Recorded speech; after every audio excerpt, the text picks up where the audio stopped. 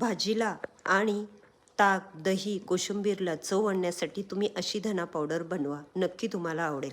तर इथे वाळलेला पुदिना, वाळलेला कढीपत्ता, वाळलेलं आलं, थोडीशी बडीशोप, जिरे वापरलेले आहे. यूट्यूबवर ही रेसिपी डिटेलमध्ये आहे, तिथे जाऊन नक्की बघा. फक्त धणे भाजून घ्यायचे आहे इथे आपल्याला, बाकीच्या वस्तू तशाच घ्यायच्या आहे.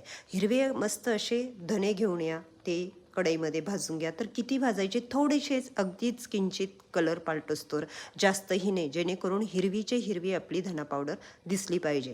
तर इथे 1.5 किलो धणे आहे, हे व्यवस्थित भाजून घेतलेले. हे माझे शेतातील आहे, त्यामुळे थोडेसे जुने आहे.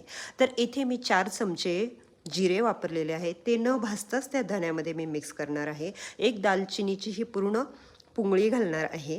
अशा पद्धतीने बडीशोप 2 ते 3 चमचे घालणार आहे. मूठभर कढीपत्ता वाळलेला, मूठभर पुदिना वाळलेला, आणि हे आलं रोजच्या वापरातलं असंच फ्रीजमध्ये वरच्यावर ठेवलेलं पण वाळलेलं, हे पण कुटून त्यामध्ये घालणार, मिक्स करणार. एकतर तुम्ही घरीच मिक्सरवर दळून घ्या किंवा बाहेर गिरणीतून दळून आणा. मस्त अशी धना पावडर होते. भाज्याही छान होतात. ताकात टाका, दह्यात टाका, कोशिंबिरीत टाका, सर्वदात सुद्धा टाकली तरी ही धना पावडर फारच चविष्ट लागते. तेव्हा नक्की एकदा अशा पद्धतीने बनवा आणि कशी झाली तेही कळवा. नवीन तर रेसिपी आहेच, पण अशी रेसिपी तुम्हाला कुठेच सांगितलेली नसेल.